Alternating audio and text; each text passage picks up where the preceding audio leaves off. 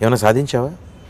పోనీ ప్రాణం తీసుకొని నువ్వేమన్నా నీ ఆత్మ ఏమన్నా సాధించిందా? You'll be standing as a bad example. ఒక ఆర్టిస్ట్ సూసైడ్ చేసుకుంటే సొసైటీకి రకరకాల సిగ్నల్స్ వెళ్తాయి,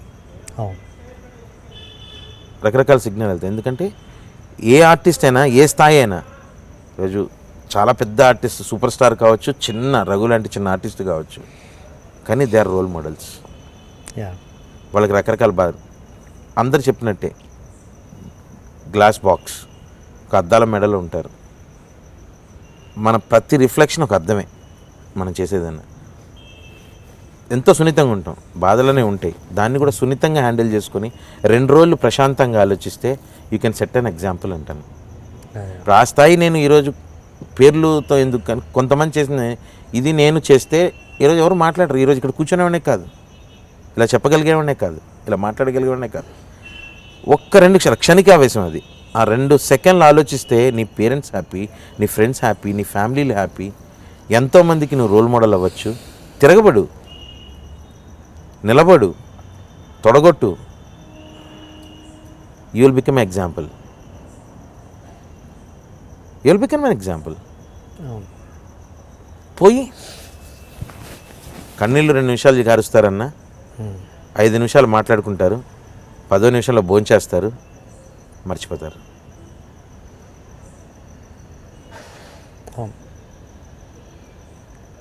గాంధీ గారిని ఈరోజు గుర్తు చేసుకుంటాం, భగత్ సింగ్ని ఇంకా గుర్తు చేసుకుంటాం, అల్లూరి సీతారామరాజుని ఇంకా గుర్తు చేసుకున్నాం. వాళ్ళు ఏం చేయలే, వాళ్ళని ఏదో రోజు చేశారు, కానీ మనం ఎందుకు గుర్తు చేసుకుంటున్నాం? ప్రాణి లేకపోయినా ఆ ప్రాణం గురించి ఎందుకు మాట్లాడుకుంటున్నాం? Because you become an example. ఓ సొసైటీకి నువ్వు ఒక ఎగ్జాంపుల్ ఇచ్చావు. ఈరోజు ఉయ్యాలవాడ నరసింహారెడ్డి అనే సినిమా వెళ్తుంది, మొన్న వచ్చిన క్యారెక్టర్ కమిట్ అయ్యాను, మంచి వేషమే. నాకు నా సురేందర్ రెడ్డి గారు కానీ, చిరంజీవి గారు కానీ, రామ్ చరణ్ గారు కానీ మంచి ఇది ఇచ్చారు. అతని example it's an untold story, చాలామందికి తెలీదు. అందరికన్నా మొట్టమొదటి స్వాతంత్ర సమర యోధుడు అతను. 2 నెలల్లో 3 నెలల ఇదిలోనే పీరియడ్లోనే అతన్ని చంపడం జరిగింది, కానీ అతన్ని బికేమ్ అన్ ఎగ్జాంపుల్. అతని తలని కోట గుమ్మానికి 33 ఏళ్ళే ఆలాడేశారు. 33 ఏళ్ళు మాట్లాడుకుంటున్నారు. ఇన్ని సంవత్సరాలు 1847లో జరిగిన చరిత్ర ఈరోజు మన సినిమాగా తీసుకొని అతను గుర్తు చేసుకుంటున్నామంటే ఈ became an role model, became an icon. తెలియని చాలామందికి తెలుస్తుంది ఈరోజు అతను ఏంటనేది. సో అలాంటి ఎగ్జాంపుల్ మనం కావాలి అంటాను, అంతేగాని ఇంకొక ఎగ్జాంపుల్గా మనం కాకూడదు. చాతగానితనానికి మనం ఎగ్జాంపుల్ కాకూడదు అనేది నా పాలసీ. ప్రతిరోజు ఎదురు దెబ్బ అనేది జరుగుతుంటుంది, నా ముళ్ళు అన్ని చోట్ల ఉంటాయి, రాళ్ళు అన్ని చోట్ల ఉంటాయి. ఏ ఇండస్ట్రీలో చెప్పండి, ఏ ఇండస్ట్రీలో? సాఫ్ట్వేర్లో లేదా, ఇండస్ట్రీ ఫ్యాక్టరీలు బిజినెస్ చేసేవాళ్ళు లేదా, రియల్ ఎస్టేట్లో లేదా? సినిమా ఇండస్ట్రీ అంటే because it's a glamour field, you are expose to the different world. So ప్రతి ఒక్కడి కన్ను నీ మీద ఉంటుంది. ఇప్పుడు ధీరుభాయ్ అంబానీ పెద్దగా అయిన తర్వాత ధీరుభాయ్ అంబానీ తెలుసు, అదర్వైజ్ తను కూడా తెలుసు. ఈరోజు సోషల్ మీడియాలో అవేర్నెస్ వచ్చింది కాబట్టి ముఖేష్ అంబానీ ఎన్ని కోట్లు సంపాదిస్తున్నాడు, అతని వాల్యూ ఏంటి ప్రపంచంలోనే తెలుస్తుంది. ఇది నువ్వు రోడ్డు మీదకి వెళ్తే 100 మంది నిన్ను ఆపి ఫోటో తీసుకుంటారు. నువ్వు ఓడవో తెలియదు, నీ కులం తెలియదు, నీ జాతి తెలియదు, నువ్వు అన్నగా, తమ్ముడుగా, అక్కగా, బావగా అన్ని రకాలుగా నిన్ను కన్సిడర్ చేస్తారు, ఒక ఫ్యామిలీ మెంబర్గా కన్సిడర్ చేస్తారు. అది మర్చిపోతే ఆర్టిస్ట్ అన్నాడు ప్రతిరూపం అని ఫీల్ అవుతానన్నా, సొసైటీకి రిఫ్లెక్షన్ ఆడని ఫీల్ అవుతాను. ఒక మంచి క్యారెక్టర్ కావచ్చు, చెడు క్యారెక్టర్ కావచ్చు. మీరు ఇందాక అన్నారు సైడ్ కిక్ నువ్వు చాలా చేసావు, విలన్గా చాలా చేసావు, విలనిజంతో కామెడీ చేస్తూ విలన్కి అసిస్టెంట్గా చాలా చేసావు. నేను వెళ్ళి కొడతాను, టీజ్ చేస్తాను, అన్నీ చేస్తాను. అది కూడా సొసైటీలో ఉన్న క్యారెక్టర్లే. కొత్తగా క్యారెక్టర్ చేసి సొసైటీకి ఏం చెప్పట్లా, సొసైటీలో నుంచి ఒక క్యారెక్టర్ తీసుకొని మనం మాట్లాడుతున్నాం. Film is a mirror image, society mirror ఇమేజే. అందరికీ అవేర్నెస్ లేదు. ఫ్యాషన్ గురించి మాట్లాడతాం, లేకపోతే ఇవి ఫ్యాక్షనిస్ట్ జరుగుతున్నదే సినిమాల్లో కొత్తగా కనిపిస్తుంది. ఒక రఘు అనేవాడు ఫ్యాక్షనిస్ట్ పరిగెడుతుంటే ఒక అరే అదే సినిమా. నా ఆర్టిస్ట్గా చాలా చిన్న జీవితం అన్న, చాలా సున్నితమైన జీవితం. గులాబీ పువ్వు కన్నా సున్నితమైంది ఆర్టిస్ట్ జీవితం. ముళ్ళు లేనిది చెట్టు లేదు, దాన్ని జాగ్రత్తగా ఇలాంటి ఎగ్జాంపుల్స్ ఇవ్వకుండా చెప్పలేం. వాళ్ళకి ఏ వీక్నెస్ నుండి ఎటువంటి సిచ్యువేషన్లో అలా పనిచేసుకున్నారో తెలీదు, వాళ్ళకున్న ప్రాబ్లం మనకు తెలీదు. కానీ ప్లీజ్ అది వద్దు అనేది నా స్ట్రాంగ్ ఫీలింగ్. ఒక్క సెకండ్ బయటోడికి చెప్పుకుంటే వాడేమన్నా పాసిబిలిటీ చెప్పగలుగుతాడేమో, వాడు ఏదైనా మార్గం చెప్పగలుగుతాడేమో. డిస్కస్ చేస్తే మంచిది కదా, అన్నీ చెప్తారు కదా, ఏదైనా డిస్కస్ చేస్తేనే సొల్యూషన్ ఉంటుందని. అది ఉంటే బాగుండేది, అలా చేసుంటే బాగుండేది ఎవరైనా. ఓకే, ఇన్ని చెప్పాక కూడా రఘులోని సెన్సిటివ్ యాంగిల్ ఏంటి, ఇంకా తెలియని సెన్సిటివ్ యాంగిల్? నేను చాలా ఎమోషనల్ అన్న, చాలా సెన్సిటివ్. నాతో మాట్లాడితే, నాతో ఇంటరాక్ట్ అయితే తెలుస్తుంటుంది. నాతో మాట్లాడిన వాళ్ళు, అరే నిన్ను చూసిన దానికి నీతో నీ సైజు పర్సనాలిటీ చూసి సినిమాలో చూసి నేను ఇంకో క్యారెక్టర్ని ఎజ్యూమ్ చేసుకుంటాము, మాట్లాడిన తర్వాత మీరు అలా లేరు అని చాలామంది అంటుంటారు. This is what Raghu is. చాలా సెన్సిటివ్ నేను. ఎవరిని ఇప్పుడు నువ్వు ఏదైనా టక్మని నన్ను అనేసావు అనుకో, ఇప్పుడు నేను రిఫ్లెక్ట్ కాలేకపోవచ్చు. ఓకే, కార్లోకి వెళ్ళి కూర్చున్న తర్వాత నాకు తెలిసి నేను ఏం చేసుకుంటాను, బాధపడతా, బాధ వేస్తుంది, నొప్పిగా ఉంటుంది, బౌన్స్ బ్యాక్ అవుతా, నీ మీద తిరగబడను. నేను చేసిన పనిలో ఇంకా గట్టిగా చేస్తా. I give you an example. Raghu is this. Okay, నువ్వు ఎదుగుతున్నప్పుడు నీకు చాలా ఎదురు దెబ్బలు తగులుతుంటాయి, చాలామంది చాలా అంటారు, నవ్వుతూ వెళ్ళిపోవాలి. ప్రతిదాన్ని సీరియస్ తీసుకుంటే నువ్వు ఎదగలేవు. That's my opinion. ఒక ఎగ్జాంపుల్ అంటే, ఓకే మాట అంటే బాధపడడం కాదు, ఎదుటివాడి కష్టాల్లో కానీ లేకపోతే ఇంకొక ఇన్సిడెంట్స్ వల్ల నువ్వు సెన్సిటివ్గా ఫీల్ అయిన సంఘటనలు? ఇలా ఎవరన్నా చేసుకున్నప్పుడే బాధ వేస్తుంది అన్న. ఇలా సడన్గా ఇలాంటి ఎక్స్ట్రీమ్ స్టెప్స్ తీసుకున్నప్పుడు, అయ్యో ఒక సెకండ్ నాతో ఫోన్ చేసి ఉండొచ్చు కదా, నాకు పరిచయం ఉంది కదా, నాకు ఒక్కసారి ఫోన్ చేసి ఉంటే ఏమో. విజయ్ పరిచయమా? విజయం పరిచయం అన్న, బాగానే పరిచయం. రెగ్యులర్గా టచ్లో ఉంటాడు, కాల్ చేస్తుంటాడు. గత 1 year నుంచి టచ్లో లేడు. ఓకే, తనకి ఏం ప్రాబ్లమ్స్ ఉన్నాయో తెలీదు. ఏదో ఫ్యామిలీ ఇష్యూ ఉందని తెలుసు, కానీ ఇంత ఎక్స్ట్రీమ్గా ఉందని తెలియదు, ఇంత స్థాయిలో ఉందని తెలీదు. ఏదైనా కరెక్ట్ కాదు. అది కొంచెం 4-5 రోజులు డిస్టర్బ్ చేస్తుంది. And life has to go on, తప్పదు. అవన్నీ దాన్ని ఎగ్జాంపుల్ కూడా అనలేను. అది ఎగ్జాంపుల్గా తీసుకొని నేను ధైర్యాన్ని పెంచుకోవాలని కూడా అనలేను. ఎందుకంటే ఒకళ్ళ వీక్నెస్ నాకు ధైర్యం కాదు. ఏమో, I don't have words. Okay, గతంలో జరిగిన నష్టము నాకు తెలుసు, నంబర్ తెలుసు, బయట ప్రేక్షకులకు చెప్పడం నీకు ఇష్టం లేదు, నాకు వాళ్ళు రివీల్ చేయడం వద్దు. ఎంత ఏ రేంజ్లో నష్టమైందన్నది నాకు పర్సనల్గా తెలుసు. అంత ఆ రేంజ్ నష్టం జరిగి అంత నెంబర్లో నష్టం జరిగినాక కూడా రఘు ఇలా ఉన్నాడంటే రియల్లీ అది ఆశ్చర్యం చాలా. అంటే ఎలా తట్టుకోగలిగావు అంత నష్టాన్ని? అదే చెప్పాను కదా, 3 నెలలు. అది దాన్ని బౌద్ధ వృక్షం అనాలా నా బెడ్రూమ్ని. ఏమో అంటే కసి పెంచిందన్న. అంటే ఆ నెంబర్ పోయినప్పుడు కూడా బాధపడలా. చలో ఓకే ఏమున్నది అనిపించింది.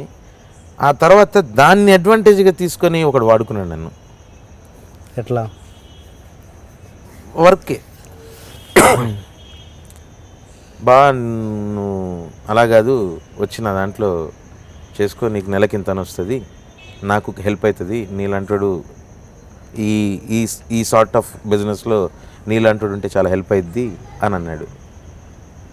లేదు బా, నేను జీతం కింద అయితే చేయలేను, నేను ఆ స్థాయి దాటి ఉన్నాను. నాకున్న నాలెడ్జ్లో నీ వర్క్ అనేది నేను చేసిన వర్క్కి 10% వాల్యూనే, 90% అంటే 100% నాది వేరే మార్కెటింగ్, అంటే ఎంటైర్ స్లాట్లో నీది 10% గ్రూపు. నేను జీతానికి అయితే చేయలేను, 3-4 నెలలు నేను స్టడీ చేసుకుంటాను, నేను ఏం చేయగలను అనే దాన్ని నేను ఇంప్లిమెంట్ చేసుకుని దాన్ని బట్టి వస్తాను. I will be on a share only, I will do it అని అన్న. వచ్చిన దాంట్లో షేర్ చేసుకుందాం, బిజినెస్ డెవలప్మెంట్ అంతా నేను చేసుకుంటాను. ఒక 3-4 months తర్వాత దాని గ్రోత్ని బట్టి మనం మాట్లాడుకుందాం అన్నాను. వెళ్ళిన నెల రోజులకి నేను మార్కెటింగ్లో 12 సంవత్సరాలు చేసి ఉండడం, 13 సంవత్సరాలు ఆ ఎక్స్పీరియన్స్ నాకు తెలుసు కాబట్టి కలెక్షన్ అనే ఏజెన్సీని ఎలా హ్యాండిల్ చేయాలనేది నాకు అర్థమైపోయింది. నాకు హ్యాండ్ ఓవర్ చేసుకున్నప్పుడు నాకు 10 మంది ఎగ్జిక్యూటివ్స్ ఉండేవాళ్ళు. దెన్ నేను నో టైం 125 ఎగ్జిక్యూటివ్స్ని చేశాను. పీక్లోకి వెళ్ళిపోయాను. నెలకి రిటర్న్స్ బీభత్సంగా ₹1,00,000 ₹80,000 వచ్చే బిల్లు 10 లక్షల దగ్గర రావడం మొదలుపెట్టింది. ఎలా హ్యాండిల్ చేసేవాడిని అంటే మళ్ళీ నేను వెనకకి యాంగిల్కి వెళ్ళిపోయా. సాఫ్ట్వేర్కి బిఫోర్ యాంగిల్కి వెళ్ళిపోయాను. వసూలి అది బేసిక్గా, ఓకే. వసూల్ రాజా అంటారు కదా, అది హుకర్ క్రుక్, you have to do it, that's a business. నాకు ఒక మోడల్ ఉండేది, నాకు ఒక టార్గెట్ ఉండేది, ఆ టార్గెట్ని అచీవ్ అవ్వడం ఇంపార్టెంట్. ఇప్పుడు ఎగ్గొట్టినోడి దగ్గర ఎలా హ్యాండిల్ చేసినా ఒకటి అనేది పాలసీని నమ్ముతా. ఇప్పుడు నువ్వు జెన్యూను ఒక నెల ప్రాబ్లమ్స్ వలన కట్టలేకపోయావు, ఒక నెల, నెక్స్ట్ మంత్ అన్నా కడతావు. నెక్స్ట్ మంత్ కట్టలేదంటే 4th మంత్లో నా దగ్గరికి వస్తుంది ఆ డీల్, ఆ కేసు. 4th మంత్ నా దగ్గరికి వచ్చినప్పుడు నేను హ్యాండిల్ చేసినప్పుడు అవతలడు మాట్లాడేదాన్ని బట్టి ఐ విల్ టేక్ టైం. నాకు 40 days టైం ఇస్తారు. ఆ 40 daysలో ఫస్ట్ 10 daysలో నేను వాళ్ళ మీద అనాలిసిస్ చేసుకొని, ఇప్పుడు నరసింహన్న డబ్బులు కడతలేడు లోన్కి, ఏం చేయాలి అన్న, ఏంది పరిస్థితి బైసాబ్, నేను ఇట్లా ఇబ్బందుల్లో ఉన్నా. అరే అట్లా ఇబ్బందులు ఉంటే సరెండర్ చేసా అన్న, ఎందుకు ఇబ్బంది పడుతున్నావు, అట్లయితుంది ప్రిస్టేజ్, నాకు ఇట్లా ఇస్తా, నాకు ఉన్నప్పుడు ఇస్తా పో. ఈ అక్కడికి వచ్చేసరికి జర ఉల్టా పుల్టా వస్తారు కొంతమంది. అప్పుడు ఆ యాంగిల్లో తేడి ఉంగ్లీ అంటారు కదా, జబ్ నై నిక్లీ సీది తో తేడి, ఇక తేడీలో మనం పెద్ద తేడా, ఇక ఎంత తోపైనా సరే తీసుకొచ్చి కూర్చోబెట్టేస్తా ఆఫీస్లో. అట్లా బాగా ఫోర్స్లోకి వెళ్ళిపోయాను అన్న. ఆ టైంలో ఇక షేరు ఇవ్వాల్సి వస్తుంది నాకు. అదే టైంలో నేను అనుకోకుండా టూర్లో ఉండడం, కిక్కు కోసం 40 రోజులు మలేషియాలో ఉన్నా. ఓకే. నేను అక్కడున్నా I used to talk to Airtel లెవెల్లో వైస్ ప్రెసిడెంట్ వాళ్ళతో ఫోన్లోనే హ్యాండిల్ చేస్తూ, ఇక్కడ ఎగ్జిక్యూటివ్స్ని హ్యాండిల్ చేసుకుంటూ నా బిజినెస్ రన్ అవుతుంది బాగానే, ఎవరూ లేకుండానే, చాలా కంఫర్టబుల్గా ఉంది. సో ఆ డబ్బులు నాకు వచ్చిన డబ్బులు ఇన్వెస్ట్ చేసి షేరింగ్ పెట్టుకున్నామంటే వద్దొద్దు అని అంటే, సరే ఒక పని చేయి, నువ్వు 40% తీసుకో, నాకు 30% ఆయనకి 30% ఇచ్చేయి, మేము ఇద్దరం 60% ఉంటాం, నువ్వు 40% బికాజ్ నువ్వు you're investing. But business run చేస్తుంది నేను, షో రన్ చేస్తుంది నేను, హ్యాండిల్ చేస్తుంది నేను, పైన కింద ఏమైనా నేనే చూసుకుంటున్నా, నాకు ఇన్ఫ్లుయెన్స్ అయినా నేనే చేసుకుంటున్నా, నాకు ఏదైనా కేసు వాడినా నేనే చూసుకుంటున్నా అని నేను చూసుకున్నప్పుడు నా షేర్ నాకు ఇంతున్నాను. ఈ 40 days నేను కిక్ షూటింగ్ కోసం మలేషియాలో ఉన్నప్పుడు తేడా జరుగుతుందని నాకు తెలియలే. ఆవిడ వచ్చి కూర్చొని, ఆ తర్వాత అనుకోకుండా మలేషియా నుంచి రాగానే తారకన్నతో పాటు ర్యాలీకి వెళ్ళడం, యాక్సిడెంట్ అవ్వడం, ఆయన నాకు బాగా ప్రాణం, ఆయన అంటే ఇష్టం. సో నేను తనతో పాటే ఉండి ఆయన ఇంటికి వచ్చిన తర్వాత నేను ఆఫీస్కి వెళ్ళాను. ఆఫీస్కి వెళ్ళే తలకి ఇంకోడో కూర్చున్నాను నా చైర్లో. I don't accept. నన్ను పిలిచి ఏంట్రా ఇది అని అన్నా. అది ఇప్పుడు అంటే నువ్వు జర బిజీ అయిపోయినావు కదా, అట్లా ఇట్లా అని చెప్పి నాకు రావాల్సిన పైసలు ఎగ్గొట్టి, అంటే అది ఎట్లా అంటే చెప్పకుండా పొగబెట్టుడు అంటారు చూసిన, డైరెక్ట్గా మంట పెట్టుకుండా పొగ పెడితే ఏమవుతుంది, తేనె పురుగులన్నీ లేచి వెళ్ళిపోతాయి చూసిన, ఆ టైప్లో నేను బయటకు వచ్చేయాలి ఓకే అన్న టైప్లో. అంటే ఆ సిచ్యువేషన్ నేను ఇన్ని పోగొట్టుకొని నేను రికవర్ అవుతున్నా, మెంటల్గా రికవర్ అవుతున్నా, ఫైనాన్షియల్ రికవరీని చెప్పను, మెంటల్గా ఫిజికల్గా రికవర్ అవుతున్నా, ధైర్యంలోకి వస్తున్నా. ఆ వస్తున్న టైంలో కొట్టిన దెబ్బ నా లైఫ్లో ఫస్ట్ పోయిన దానికన్నా దీనికి చాలా ఎక్కువ ఇంపార్టెన్స్ ఇస్తా. చాలా very small thing in my life, but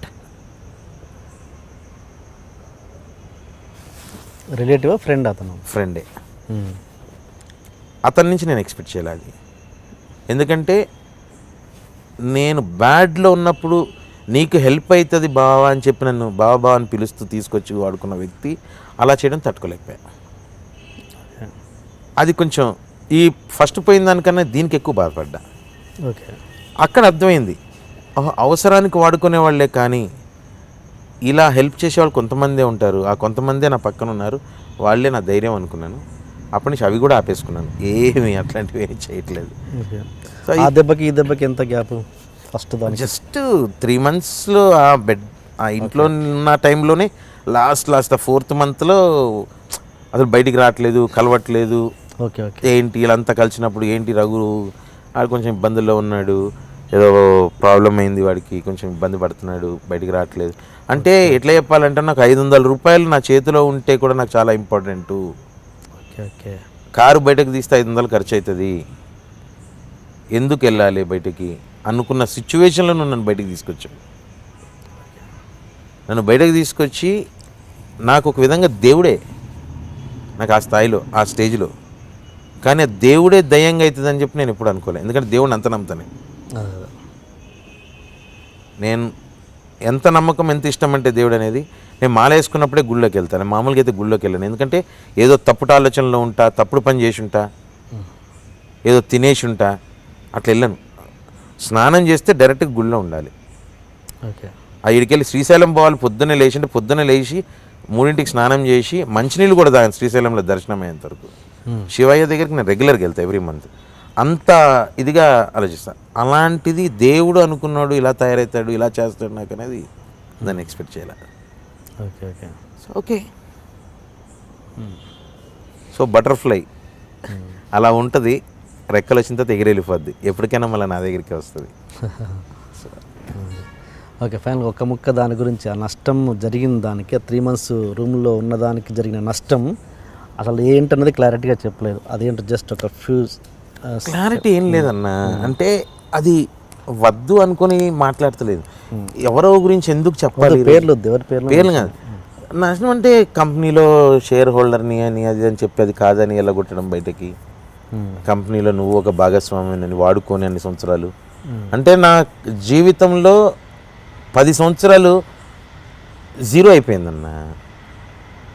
10 సంవత్సరాల ముందే నాకు ఇలాంటి ఆపర్చునిటీ ఏదైనా వచ్చింటే నేను ఇంకా ఎక్కువ స్థాయిలో ఉండేవాడినిగా, మంచి స్థాయిలో ఉండేవాడినిగా.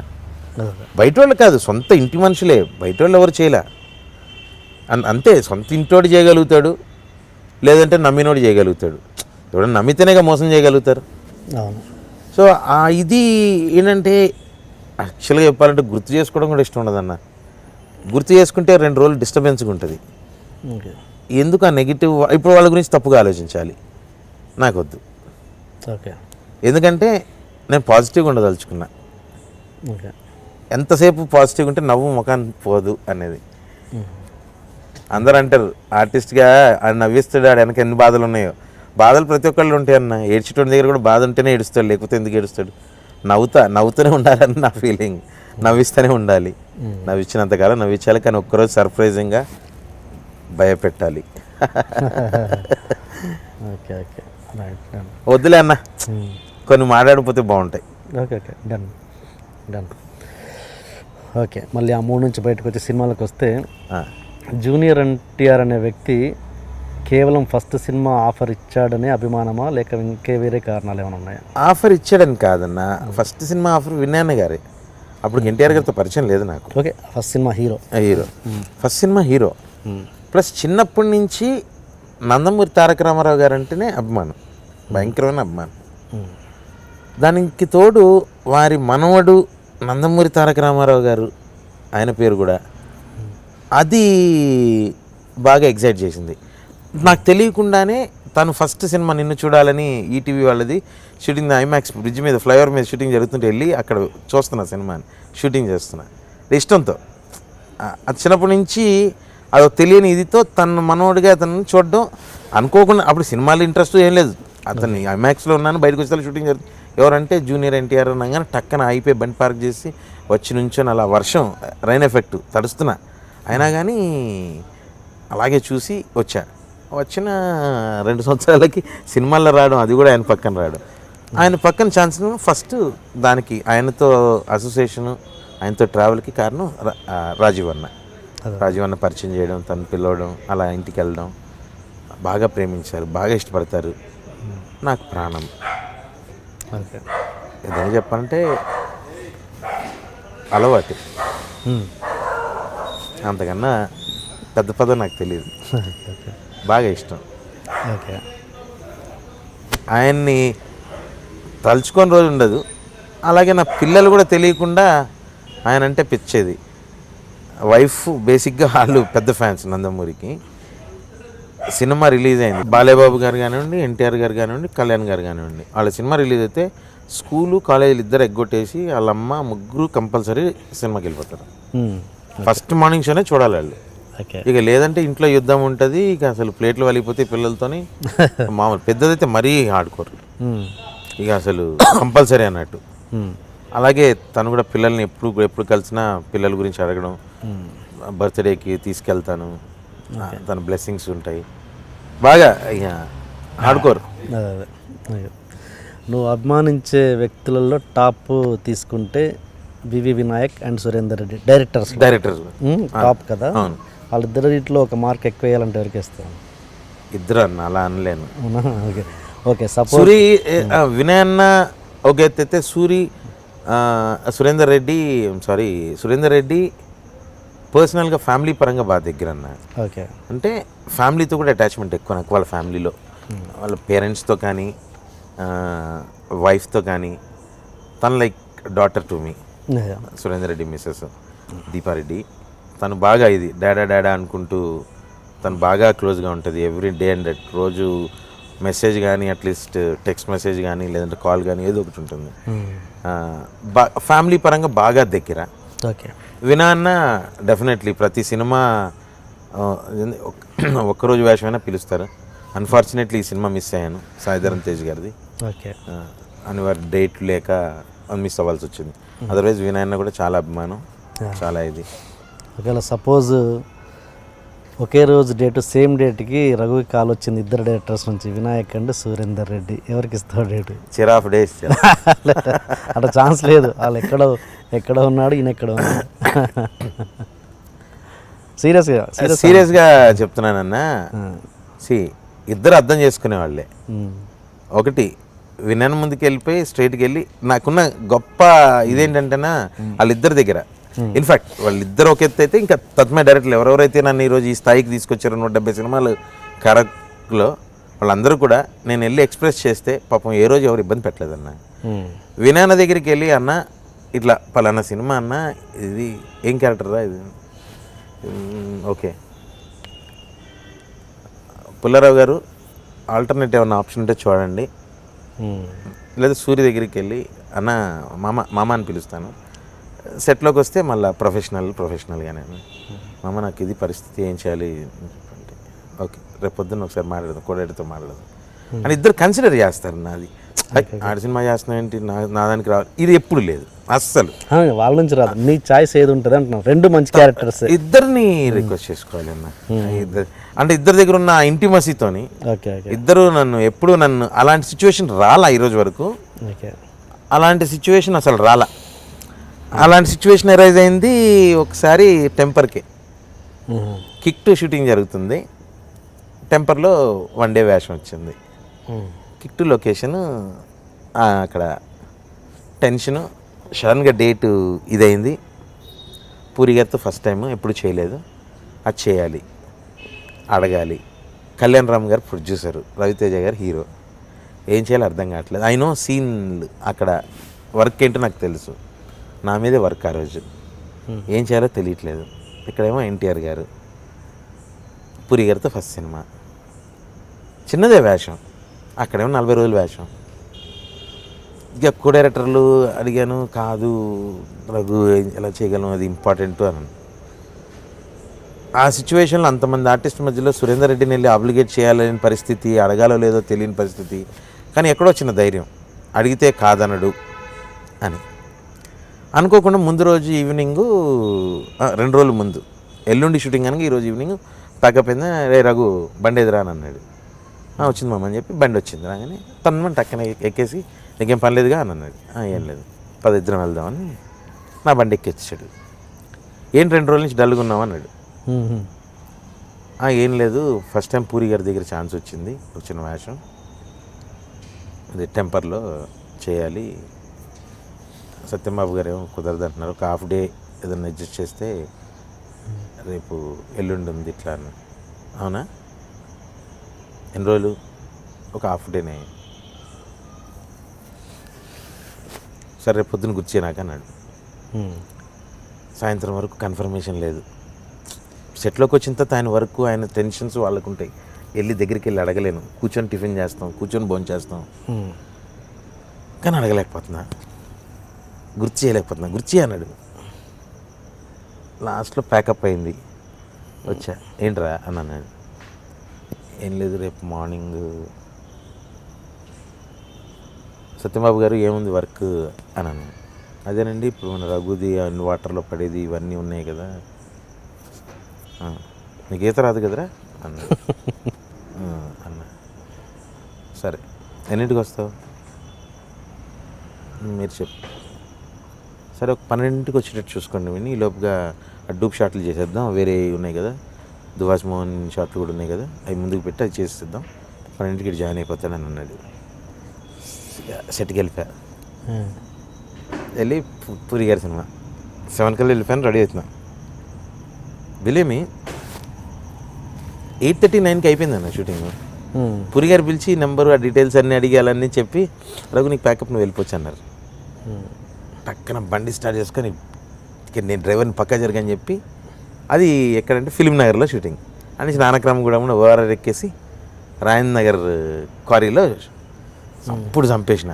ఇక 140, 150 డ్రైవింగ్ పిచ్చి చంపుడు చంపి వెళ్ళిపోయి 10:30 కల్లా లొకేషన్లో విత్ మేకప్ ఇలా నుంచుని ఉన్నా. ఏమరా వచ్చేసినావు తీసేసి రాడా షార్ట్ అయిపోయింది వచ్చేసినావు డ్రెస్ రెడీ షార్ట్లు పెట్టేసండి. ఇక డూప్ కూడా లేకుండా నేనే టపా టపా టపా టపా. సో ఆ సిచ్యువేషన్లో నిజంగా అంటే అది ఎప్పుడు ఆప్షన్ ఉంది. మొన్న కూడా వినయ్ గారు పాపం సాయిధర్మ తేజ సినిమాలో పుల్లారావు గారు చాలా ట్రై చేశారు, కానీ కాన్బర్ట్ సిచ్యువేషను ఆ నిఖిల్ గారి సినిమా జరుగుతుంది, కాంబినేషన్ ఉండింది, ఫంక్షన్ హాల్ సెటప్ అంతా ఉండింది, చేయలేకపోయాను. అది మిస్ కొట్టింది. అది వెళ్ళి పర్సనల్గా వెళ్ళి ఒకసారి అన్నకు కలిసి రావాలి వినయ్ అన్నకి. ఓకే ఓకే ఈత అంటే గుర్తొచ్చింది. మొన్న ఏదో సినిమా షూటింగ్లో వాటర్లో పడిపోయి చిన్న యాక్సిడెంట్ లాంటిది అయిందంట. ఏదండి ఏ సినిమా అది? అది లాంగ్ బ్యాక్ 2013. ఏ సినిమా అది? దేవరాయ అని శ్రీకాంత్ దేవరాయ ఏంటది? అందులో శ్రీకాంత్ గారి ఆపోజిట్లో ఊర్లో ఒక దొరబాబు అనే క్యారెక్టర్ చేస్తున్నా. వీడు అతిగాడు అనమాట, బేసిక్గా క్యారెక్టర్ అతి క్యారెక్టర్. సో అక్కడ ఛాలెంజ్ ఉంటుంది ఏంటంటే 2 బోట్లు పెట్టి బోట్ మీద ఒక బల్ల అడ్డంగా పెట్టి బోట్లు గోదావరిలో వెళ్తుంటే దాని మధ్యలో ఎక్కి మందు బాటలు తాగి ఛాలెంజ్ కంప్లీట్ చేయాలి. ఓకే అరే మనం తోపు అది ఇది మనం అనుకుంటే ఏమైనా అదే లేడీ ఫ్యాన్స్ ఫుల్ ఫాలోయింగ్ మనకి అది అని చెప్పి బిల్డప్లు ఇచ్చి వీడికి ఏం చేత కాదు. వెళ్ళి ఆ బోట్లు 2 బోట్లు రన్నింగ్లో ఉంటాయి, నదిలో వెళ్తుంటాయి, ఆ బోట్ల మీద ఎక్కి తాగాలి. చిన్న టెన్షన్. డైరెక్ట్గా అని పిలిచి డైరెక్ట్ గారు కింద నెట్ లాంటిది ఏమైనా వేస్తారా అంటే ఏం భయ్యా అంటే నాకు అంతగా ఈత రాదు భయ్యా అని అన్న. పర్లేదు భయ్యా అని వాళ్ళు దూకి చూపించి ఎక్కడ దాకా వస్తుంది భయ్యా ఏం టెన్షన్ లేదని. ఓకే చిన్న ధైర్యం మళ్ళీ చిన్న భయం ఉండింది. లేదు భయ్యా అనగానే 2 అసిస్టెంట్ డైరెక్టర్లు ఆ బోటు తాలూకా వాళ్ళు వలలేసే వాళ్ళు ఉంటారు కదా, చేపలు జాలారి వాళ్ళు ఉన్నారు. సరే బోటు పోతుంది, ఎడ్జ్లోనే వెళ్తున్నారు వాళ్ళు సేఫ్టీగానే. నేను అలా మందు తాగుతూ అలా అని తాగుతున్నా, అలా కెమెరా పైన ఉంది. భయ్యా నవ్వుతూ ఉండాలి భయ్యా, నువ్వు భయపడుతూ ఉండకూడదు భయ్యా అని అన్నాడు లాస్ట్ మూమెంట్లో. టేక్ ముందు అన్నాడు. అనగానే ఇట్లా తాగుతూ అది ఎక్కువైపోయి ఇలా అన్బ్యాలెన్స్ అవుతూ అనుకుని అలా నవ్వుకుంటూ అలా పడ్డా. కెమెరా పైన నవ్వుతూ ఉండాలి కదా అని అలా ఉండిపోయాను. వాటర్లో పడ్డాను. అక్కడ ఒక తెలియని ఇది ఉంది. అందరూ నేనేమనుకున్నాను వాటరే కదా పడితే లేచిపోతాను కదా, బయటకి ఎట్లానే వస్తాం ఒకసారి వీళ్ళు పట్టుకుంటారు కాదు. ఇలా పడంగానే ఆ వెయిట్కి ఆ డెప్త్ లోపలికి వెళ్ళిపోయా. ఆ కింద అండర్ కరెంట్ వాటర్ వెళ్తుంటుంది, ఓకే బ్యాక్ వాటర్ అంతర్వేదిలో నుంచి కలిసి బ్యాక్ వాటర్, పైన ఫ్లోట్ ఉండదు వాటర్, ప్లస్ స్టాండ్ స్టిల్గా ఉంటుంది. నేను అదే చూసుకున్నా. కింద ఒక 40-50 మైల్ స్పీడ్లో వాటర్ ఫ్లో వెళ్తుంటుంది, ఓకే 3 అడుగుల కింద. అది తెలియదు మనకి. పడంగానే ఇలా పడ్డాను, అలా ఉండిపోయాను. జర్రమని ఆ ఫ్లోకి టచ్ అయిపోయింది బాడీ. కొట్ట కెర్రమని తిరిగి ఇట్లా అది ఎంత ఫాస్ట్గా వెళ్తున్నానో కూడా తెలియదు. నాకు అర్థమైపోయింది. అనుకునే లోపలికి ఏదో తగిలిన చేతికి ఇలా పట్టుకున్నా. ఇలా పట్టుకొని ఇలా లెగిసి తలికి ఆ జాలరతని కాలు లెగిసే తలికి అసలు వామిటింగ్స్ అసలు భయంకరంగా. ఇక స్లిప్ అయ్యి అది పట్టుకోకపోతే అంతే అంతే. ఆ ఫ్లో ఎంత స్పీడ్ ఉంటుందంటే చెప్పానుగా, ఒక 50-60 కిలోమీటర్ల స్పీడ్లో వెళ్తుంటుంది కింద ఫ్లో. పైకి వాటర్ వెళ్ళి రివర్స్లో వస్తుంటుంది కదా, ఈ ఫ్లో ఇలా వెళ్తుంటుంది కదా, ఇలా వెళ్ళి తగిలి ఇలా వస్తుంటుంది వాటర్. అది ఇలా వెళ్ళి ఈ వాటర్ ఏమో సాఫ్ట్గా ఇలా ఇలా ఇలా వేవరీగా ఉంది. ఆ గాలికి వేవరీ ఉంటుంది కదా అది. ఓకే ఆ కింద కరెంట్లో వాటర్ కరెంట్లోకి ఆ కాలు దొరకడం అలా ఒక్కసారి మర్చిపోలేని ఇన్సిడెంట్ అదొకటైతే చావు బతుకుల్లో బయటకు వచ్చింది. శ్రీకాంత్ గారు ఎక్స్ప్రెషన్ ఏంటి బయటకు వచ్చాక అందరికీ ఏం అర్థం కాలా. అలా అనుకున్నాను మామూలుగా వచ్చానని. కక్క వేసుకొని ఇలా పక్కకు కూర్చొని మళ్ళీ ఇంకోసారి షార్ట్ చేయాలంటే నా వల్ల కాదు, నేను చేయను అని. కాదు భయ్య ఏం లేదు కదా మీరు బాగాలేదా రండి ఒకసారి చూద్దరు రండి. అప్పటికి తెలియదు వాళ్ళకి తెలీదు. ఆడంటాడు అంత లోపలికి మీరు ఎందుకు వెళ్ళారని అంటాడు. నా పర్సనాలిటీ కదా వెళ్తుంది, నేను ఎందుకు వెళ్తాను, నాకేమైనా సరదా. ఏదేమంటారు స్క్యూబా డ్రైవింగ్ చేయడానికి అదొక జరిగింది. దాని తర్వాత 2014 గోవిందుడు అందరవాడు నాగర్కోయిల్ దగ్గర షూటింగ్ జరుగుతుంది. ఒక ఫైట్ ఎపిసోడ్ పెద్ద ఇవి ఉన్నాయి కదా విండ్ మిల్స్ దగ్గర ఫైట్. శ్రీకాంత్ గారు రామ్ చరణ్ గారిది ఫైటు. లారీలో వచ్చి ఒక విండ్మిల్ని గుద్దేయడం, పైనుంచి ఫ్యాన్ తిరుగుతూ కింద పడిపోవడం, ఆ తర్వాత బండికి శ్రీకాంత్ గారు నొప్పి పెట్టంగానే అందులో ఉన్న మెడికల్ ఎక్విప్మెంట్ దించాలి. హీరో గారు ఒక్కడే కష్టపడి తీస్తున్న షాట్ అది. దాని అప్పటికే వాళ్ళిద్దరి మధ్యలో చిన్న అది రిలేషన్ బాండ్ అయిపోయింది. అయినా శ్రీకాంత్ గారు రే అనగానే పరిగెట్టుకుంటూ వెళ్ళిపోయి ఇలా భుజం పెట్టాను. ఈ ఆర్టిస్టులు వేరే ఆర్టిస్టులు గ్యాంగ్ ఉన్నాం కదా, ఒక 7-8 మంది, వాళ్ళంతా ఏం చేశారు, పరిగెట్టుకుంటే అటు పక్కకి వెళ్ళిపోయారు. శ్రీకాంత్ గారి పక్కకి, చరణ్ గారు అట్టున్నారు, అందరూ అటు వెళ్ళిపోయారు. నేను ఒక్కడిని ఇతలకి అయిపోయాను. బయటికి లాగాము. హెవీగా ఉంది అబ్బు, పెద్దది బాక్స్ అది. ఒక డెకలం షీట్ ఎంత ఉంటుంది ఆ సైజులో స్క్వేర్ బాక్స్ అనమాట. ఒక్కసారి వెయిట్ మొత్తం నా మీదకి వచ్చేసింది. అందరూ అటు పక్క ఉండే తలకి. ఆ దించిన తర్వాత వెయిట్ బ్యాలెన్స్ చేసుకోలేక ఇలా కూలిపోయా. ఇలా కాళ్ళు ఇలా వచ్చినాయి, ఇలా కూలిపోయే తలకి ఇది ఇలా ఉన్న బాడీ ఇలా అయింది. అయ్యి ఇలా ఇసిరింది. ఇసరికి ఎగిరి ఇట్లా పడిపోతే బ్రీత్ అయిపోయింది. అలా ఉండిపోయా. అందరూ షార్ట్ కట్ అన్నారు. నేను లెగుస్తే అలా నాకేం తెలీదు, అలా ఉండిపోయా. చరణ్ బాబు ఫస్ట్ చూసి పరిగెట్టుకుంటే వెనక్కి వచ్చి మీద కూర్చొని టపా టపా టపా టపా కొట్టి ఇలా లాంచ్ చేసి లేపి నీళ్లు కొట్టి తల్లికి అప్పుడు 2 ఇది తర్వాత 30-40 సెకండ్స్ బ్లాంక్ అయిపోయింది.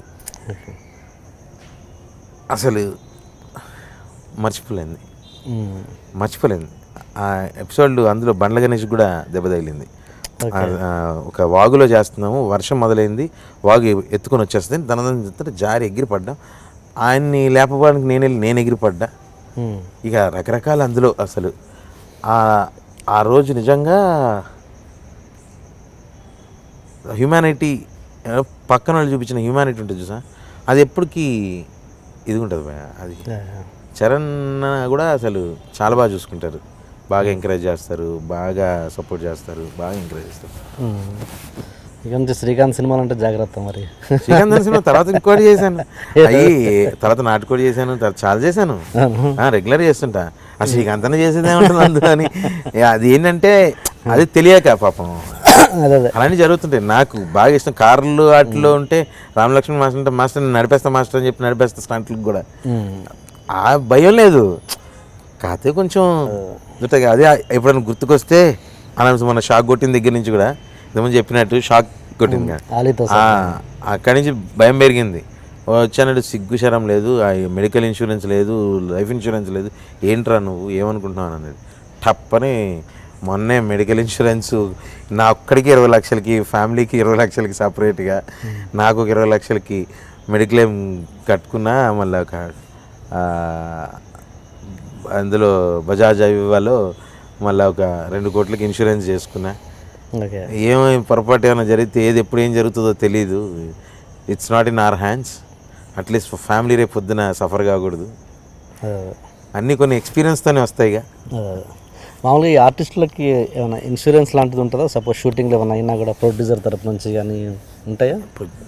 అలా ఏం ఉండదండి, నాకు తెలిసి అలా ఉండదు. మాస్ స్టేషన్లో లైఫ్ మెంబర్గా ఉంటే 2 లక్షలకి ఏదో మెడికల్ కవరేజ్ ఉంది. అంతకు మించి వేరే లైఫ్ ఇన్సూరెన్స్లో ఏంటో ఏమి నాకు తెలిసి. టీవీలో అయితే 1.5 లాఖ్కి మెడికల్ క్లెయిమ్ ఉంది. అదర్వైజ్ అయినా కూడా రెస్పాన్సిబిలిటీ ఎవరు తీసుకోరు, ప్రొడ్యూసర్ తీసుకోలేరు కదా. వెన్ వీఆర్ ఇప్పుడు అంటే నేను ఎఫర్ట్ చేశాను, అలాగే చాలామంది ఎఫర్ట్ చేయగలిగిన వాళ్ళు అంతే లైఫ్ ఇన్సూరెన్స్లు కట్టారు. అలాగే షూటింగ్లో జరిగిన ఇన్సిడెంట్ కదా అది. ఇక ఎంత వాళ్ళ మందం ఎంతవరకు చేయగలుగుతారు. ఇక ఇప్పుడు దెబ్బతగిలి చేయరిగినా ఎంత ఖర్చు పెట్టినా అదనేది కాలు ఇరిగినా చేయరిగినా దెబ్బ తగిలినా ఇదనేది ప్రాబ్లమే. ఫ్యూచర్ అనేది ఎలానూ ఇంపాక్ట్ అవుతుంది. That's own risk. ఇట్లాంటి ఏదన్నా క్లెయిమ్లు, ఎట్లాంటి మెడికల్ క్లెయిమ్లు కానివ్వండి, ఇట్లాంటి హెల్త్ ఇన్సూరెన్స్లు కానివ్వండి, మళ్ళీ లేదంటే జనరల్ ఇన్సూరెన్స్లు కానీ, లైఫ్ ఇన్సూరెన్స్లు కానీ కట్టుకోవడం మనకు మంచిది. ఎందుకంటే మన వెనకాతలో 3 నిలబడి ఉంటారు, వాళ్ళు మన మీద ఆధారపడి ఉంటారు. కాబట్టి అది మనవంతరికి మనం చేసుకోవడం ఆల్వేస్ బెటర్ అనేది నా ఫీల్. అంటే అదర్వైజ్ ఏదో ఇదైతే ఏదో ఒకటి ఇస్తుంటారు, ఎంత ఇచ్చినా మనిషినైతే తేలేవు. మన జాగ్రత్తలో మనం ఉంటూ మన వంతు మనం చేయగలిగిన చేసుకోవడం బెటర్ అనేది నా ఫీల్. ఎదుటోళ్ళ నుంచి ఎక్స్పెక్ట్ చేసేదానికన్నా మనం ఏం చేయాలో ముందు చూసుకోవాలి కదా. ఓకే. అండ్ మళ్ళీ సినిమాకి వస్తే ఈ అనిల్ రావిపూడి అండ్ ఇప్పుడు ఎమ్మెల్యే డైరెక్టర్ తన్ని నువ్వే ప్రొడ్యూసర్కి ఇంట్రడ్యూస్ చేసావని విన్నాను. ఎంతవరకు? ప్రొడ్యూసర్ గారికి కాదండి, డైరెక్ట్ హీరో గారికి, కళ్యాణ్ రామ్ గారికి. అంటే ఆయన కదా ప్రొడ్యూసర్, పటాస్కి ఆయన ప్రొడ్యూసర్. కరెక్టే. అంటే నాకెందుకు నేను ఇండస్ట్రీలో రాకముందు నుంచి వివి వినాయక్ గారిని, సురేందర్ రెడ్డి గారిని అసిస్టెంట్ డైరెక్టర్లుగా వాళ్ళు కష్టపడుతున్న చూశానండి. డైరెక్షన్ చేద్దామని వాళ్ళు ఎంత తిరిగారో కూడా చూశాను. సురేందర్ రెడ్డిని అయితే పర్సనల్గా దగ్గర నుంచి చూశాను, వినయాన్ని కూడా. వాళ్ళ స్ట్రగుల్ చూసిన తర్వాత పాపం ఎవరో ఒకళ్ళు బ్రిడ్జింగ్ అనేది ఉండాలి, ఎవరికొకళ్ళు అప్రోచ్ అనేది, ఒక హీరోని అప్రోచ్ అవ్వాలన్నా, ఒక ప్రొడ్యూసర్ని అప్రోచ్ అవ్వాలన్నా సోర్స్ ఉండాలి. బై గాడ్స్ గ్రేస్ కళ్యాణ్ అన్న దగ్గర నాకున్న రిలేషన్కి, అన్న దగ్గరికి వెళ్ళి నేను ఏదైనా కళ్యాణ్ అన్న నాకు ఇలా ఉన్నారు, ఇలా చెప్తారంట, మీరు వింటే బాగుంటుంది అని చెప్తే ఆయన టక్కన యాక్సెప్ట్ చేసి ఇందాంరా అని ఒక నమ్మకం నా మీద పెట్టి ఆయన ఫస్ట్ వింటారండి. విన్న తర్వాత కూడా కళ్యాణంలో ఉన్న గొప్పతనం ఏంటంటే రేపు చెప్తా ఎల్లుండి చెప్పేది ఉండదు. నచ్చిందంటే రైట్ ఇమీడియట్ చెప్తారు, నచ్చలేదంటే రైట్ ఇమీడియట్ చెప్తారు. ప్లస్ నా మీద చిన్న నమ్మకం, రఘు ఆలోచించే తీసుకొస్తాడు నా దగ్గరికి అని ఒక నమ్మకం. దాంతో అలా నేను అనిల్ రావుపూడి నాకు మొదటి నుంచి మా బ్రదర్ ఇన్లా, మా మేనత్త కొడుకు అనిల్ రావుపూడి ఇద్దరు క్లాస్మేట్స్, రూమ్మేట్స్. ప్లస్ మొదటి నుంచి కూడా మా ఇంటికి రెగ్యులర్గా రావడం, తను ఇండస్ట్రీలోకి వచ్చిన కొత్తలోని ఇక మా బామ్మరితో పాటు బావ అనుకుంటూ పిలుచుకొని ఈ రిలేషన్షిప్ అని. ఒకరోజు వచ్చి నేను ఇట్లా కళ్యాణ్ గారికి కథ చెప్దాం అనుకుంటున్నాను, అది కథ అని నాకు కథ చెప్పి నేను వెళ్ళి కళ్యాణ్ గారితో మాట్లాడాను. కళ్యాణ్ గారిని ఇమ్మీడియట్గా చేస్తున్నామని అలా పటాలు ఎక్కింది. మొన్న రీసెంట్గా ఉపేంద్ర గారు కూడా అలాగే కథ చెప్తే అది ఇమ్మీడియట్గానే ఎక్కింది. ఎమ్మెల్యే అది అయిపోవచ్చింది, రిలీజ్కి ఉంది. ఏం లేదు సార్, ఆ భగవంతుడు కల్పించాడు అవకాశం. హీరో గారు కళ్యాణ్ గారు నమ్మారు నన్ను, వీళ్ళకి they became director. So at least Surender Reddy గారు, వినాయక్ గారు పడ్డ స్ట్రగుల్స్ చూశాను కాబట్టి ఇలా ఒక 4-5 నా వంతు నాకు ఆపర్చునిటీ ఉన్న చోటల్లా వాళ్ళని ప్రమోట్ చేద్దాం. అసిస్టెంట్ డైరెక్టర్లు చాలామంది స్ట్రగుల్ అవుతుంటారు, సెట్స్లో వాళ్ళు వర్క్స్ చూస్తుంటాను, వాళ్ళు చేసే విధానం చూస్తుంటాను. వాళ్ళ దగ్గర ఏదైనా కొత్తగా లైన్ ఉంది అంటే వాళ్ళని తీసుకొచ్చి ఆ యాటిట్యూడ్ అవన్నీ చూసుంటాను కదా. వాళ్ళని కళ్యాణ్ గారి దగ్గరికి ఎందుకు వెళ్తానంటే అదర్ హీరోస్ దగ్గర కూడా నాకు ఇది ఉంది, లిబర్టీ ఉంది, ఇది ఉంది. కానీ కళ్యాణ్ అన్న దగ్గర ఏంటంటే కొంచెం ఎక్కువ ఉంది. ఏదైనా వెళ్ళి నేను బ్లైండ్గా వెళ్ళిపోతాను కళ్యాణ్ అన్న దగ్గరికి, వెళ్ళిపోయి కళ్యాణ్ అన్న ఇది అని చెప్పేస్తాను, ఏమో కథ ఉందన్న మీరు వినాలన్నా అని చెప్పేస్తాను. ఆయన పాపం నిజంగా చాలా గొప్ప, చాలా ఇష్టం. రఘు ఓకేరా పంపించాలని అంటాడు. పాపం ఇప్పటివరకు చెప్పిన విన్నాయన్నీ ఆయన ఓకే, ఇంకో 2-3 కూడా హ్యాపీ. అదొక చిన్న సాటిస్ఫాక్షన్. ఎందుకంటే నాకు వాళ్ళే కదన్నా, వాళ్ళే కూడా బట్టే నేను ఇంత దూరం వచ్చాను. అలాంటి రేపు పొద్దున వాళ్ళు ఎదిగితే ఇంకా నాకు బాగుంటుంది లైఫ్, అలాంటి 4 సెటిల్ అయితే ఇంకా నాకు బాగుంటుందని. ఓకే, మళ్ళీ సోషల్ మీడియాకి వస్తే కొన్ని వార్తలు అది అబద్ధమైన, అది తప్పుడు వార్తలు అని తెలుసు, బట్ మనసుకు బాధ కలిగించే వార్తలు కొన్ని వస్తుంటాయి. అవును, నీకు కూడా వచ్చాయి కొన్ని. అనసూయకి రఘు మధ్యలో ఏదో ఉందని, లేదు ఎన్టీఆర్ మీ కూతుళ్ళ విషయంలో ఏదో రాంగ్ తమ్నేల్ పెట్టి యూట్యూబ్లో, అది ఏంటి, దాని మీద మీ ఒపీనియన్ ఏంటి? ఇప్పుడు ఫస్ట్ డాటర్ దగ్గరికి వస్తే మన బర్త్డేకి తారకన్న దగ్గరికి వెళ్ళాను. అది 10th అయిపోయిన తర్వాత కలవలేదు, తారకన్న దగ్గరికి వెళ్ళాలి, ఈసారి బర్త్డే కంపల్సరీగా వెళ్ళాలి అని గొడవ చేసింది. లేదమ్మా నాకేం వద్దు డాడీ, నాకు తారకన్న దగ్గరికి తీసుకెళ్తుంది, ఐ నీడ్ హిస్ బ్లెస్సింగ్స్ అని. సరే అని తారకన్నకు ఫోన్ చేశాను, లొకేషన్ అని లొకేషన్కి వెళ్ళి వచ్చాను. ఇట్లా ఇంటర్వ్యూలోనే ఆనంద బ్రహ్మ ప్రమోషన్లోకి వెళ్ళినప్పుడు మాట్లాడుతున్నప్పుడు చెప్పా, ఇట్లా తారకన్న నా డాటర్ని రమ్మని బ్లెస్ చేశారు తన బర్త్డేకి అని. సో ఆ పాయింట్ మెన్షన్ చేయకుండా రఘు కూతురు ఇంటికి తీసుకురమ్మన్న ఎన్టీఆర్ అనే ఒక ఫాల్తూ ఫిల్తీగా పెట్టాడు, యూజ్లెస్ ఫెలో. నిజంగా నేను వేరే యాంగిల్లో ఆలోచించలేకపోయాను, నాకు తెలియలే ఫస్ట్. నాకు ఫ్రెండ్స్ అందరూ అంటే ఒకరోజు రాఘవ అనే ఫ్రెండు, ఏంటి రఘు అది అలా పెట్టారు నువ్వు చూసుకోవా అని అన్నాడు. ఏమైంది రాఘవ అని అంటే టక్మని నాకు అది లింక్ ఫార్వర్డ్ చేస్తే చూసి కళ్ళలో నీళ్ళు వచ్చినాయి. నా కూతురు ఎవరు, తారకన్న ఏంటి, పోనీ ఓకే నేను ఉన్న గొట్టంగాడిని, అట్లీస్ట్ ఆయన తారకన్న కన్నా రెస్పెక్ట్ ఇవ్వాలిగా. అది it's not very sensation, that's not a sensation. అది ఎలా ఉంటుందంటే శవాల మీద ఏరుకున్నట్టు ఉంటుంది, మరమరాలు ఏరుకున్నట్టు. అది తప్పు కదా. అది ఎంతమంది బాధపడతారు దాన్ని. 10 మంది నాకు ఫోన్ చేసి ఆ మాట ఏంటంటే నాకు అర్థం కాలే ఫస్ట్ ఇనీషియల్లీ. రాఘవ అనే వ్యక్తి నాకు అది పంపించకపోతే నాకు తెలిసేది కూడా కాదు. అది ఎంత తప్పుడు పదం అది. పిచ్చ కోపం వచ్చింది నాకు, ఏం చేయలేను.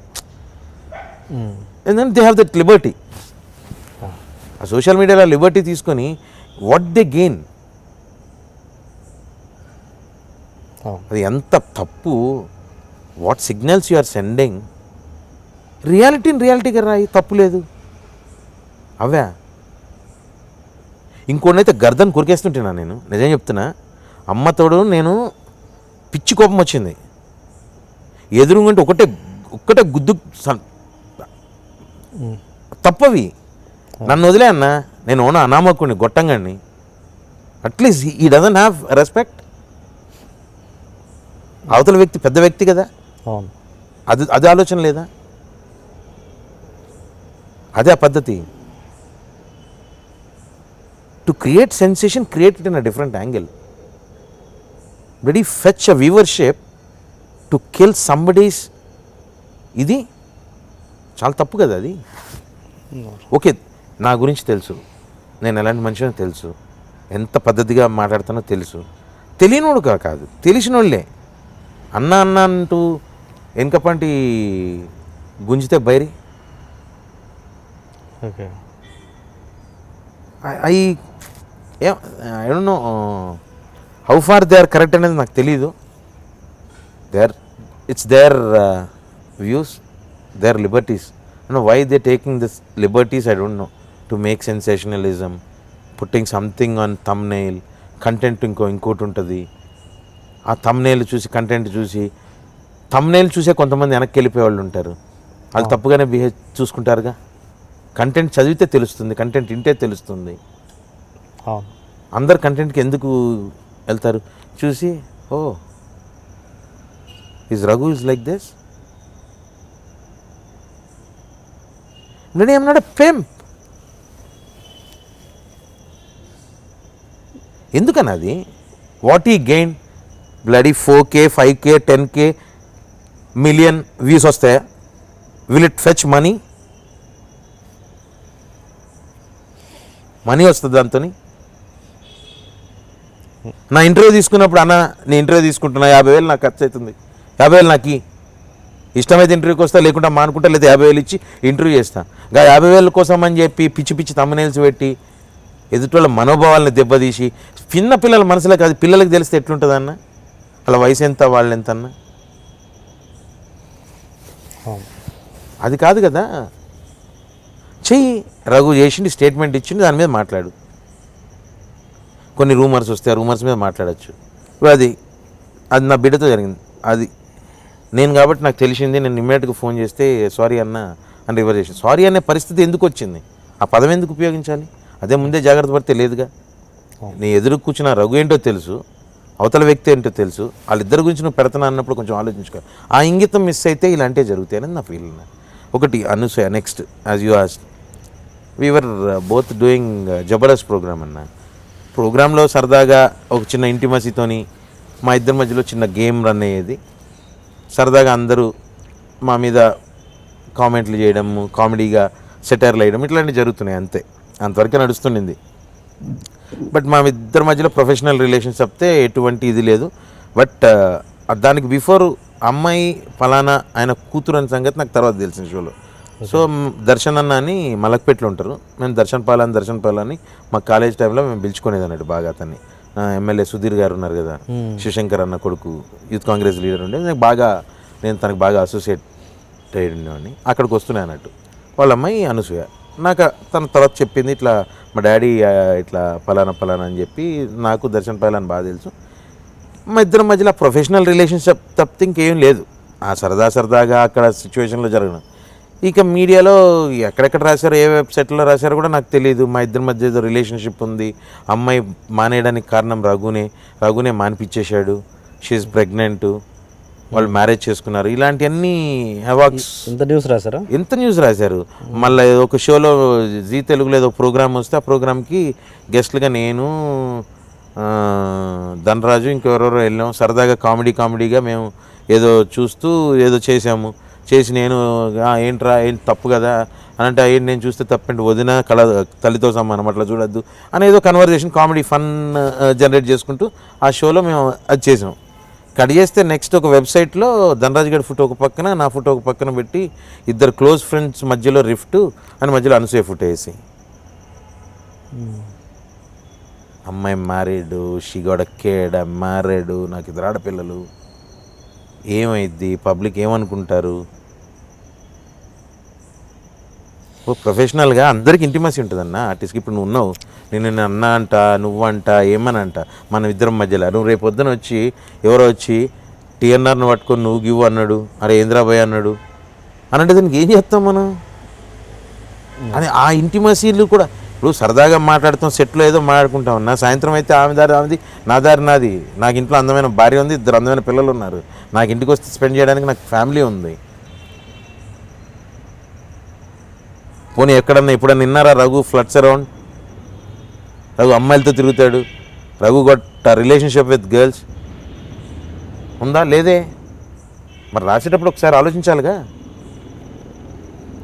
మీడియాలో రాశారు, మీడియా అని అనడం కాదన్నా, నా మోరల్ ఉంటుందన్నా ఒక చిన్నది. ఆ మోరల్తో ఆలోచించండి. Don't behave like morons. ఒక్కసారి ఆలోచిస్తే నేనేంటో తెలుసుగా చాలామందికి. ఇప్పుడు అమ్మాయి ఏంటో తెలుసుగా. XYZ అమ్మాయి కావచ్చు, 100 మంది అవ్వచ్చు. ఒక జెన్యూనిటీ, ఒక అథెంటిసిటీ ఉండాలి, ఒక అథెంటికేషన్ ఉండాలి అనేదానికి. ఒక కామెంట్ మనం చేస్తున్నామంటే, ఒక డెరిగేటరీ కామెంట్ చేస్తున్నామంటే దానికి ఒక అథెంటిసిటీ ఉంటుంది, దానికి ప్రూఫ్ అన్న ఉండాలి. ఏదో వచ్చేసింది, let us bloody make a sensation out of it. నువ్వు నీ గెయిన్ ఇంకొకటి చితికిపోతున్నాడు, అది అర్థం చేసుకోవట్లేదు ఎవరు. ఇందాక మీరు అడిగారు చూసారా, ఈ ఆత్మహత్యలు, ఇలాంటి కొన్ని తెలియని న్యూస్ తప్పు అంటే అది వీళ్ళని కూడా బ్లేమ్ చేయలేం. ఎవరో వాళ్ళకి ఇన్ఫర్మేషన్ ఇచ్చేవాళ్ళు అలాంటివి ఇస్తుంటారు. ఏమైందంటే సున్నిత మనసున్నాడు ఏమవుతాడంటే దాన్ని ఇంకో యాంగిల్లో చూసుకుంటాడు. మా ఇద్దరి మధ్యలో ఏం లేదు, మాకు తెలుసు, ఆ అమ్మాయికి తెలుసు. షో అయిపోయిన తర్వాత అమ్మాయి వదిలేసిన తర్వాత నేను వదిలేసుకున్నా, మళ్ళీ ఏ రోజు మేము కలిసింది లేదు. ఎప్పుడన్నా అమ్మాయి చేసే ప్రోగ్రాంలో నేను గెస్ట్కి వెళ్తే తప్పితే, సినిమాల్లో విన్నర్లో కలిసి చేసాము, అంతకు తప్పితే వేరేది లేదు. ఎక్కడ కలము. మనకేం అవసరం ఉందన్న? సాయంత్రం ప్యాకప్ అయిందంటే ఇంటికి వస్తా, లేదంటే ఫ్రెండ్స్తో కూర్చుంటా, పార్టీ చేసుకుంటా. నాకు వీళ్ళతో ఏముంటుంది? ఇప్పుడు ఏదన్నా ఉన్నారు కొలీగు, వర్క్ చేసిరు, రఘు ఏమన్నా ఆపర్చునిటీ ఉంటే చెప్పు. ఏమున్నది, పలానా టీఎన్ఆర్ గారి దగ్గర వెబ్ సిరీస్ చేస్తున్నారంట, ఆయన తన అమ్మ కలు అని చెప్తాం. అంతకుమించి రిలేషన్షిప్లు ఎందుకుంటాయి అన్న? ఏమవసరం? ఇంతవరకు అయితే అసంటి స్కాండలిజమ్స్ కానీ, అలాంటి అన్నోన్ ఫిల్తీ రిలేషన్స్ కానీ బై గాడ్స్ గ్రేస్ నాకు అవసరం రాలేదు, జరగను లేదు.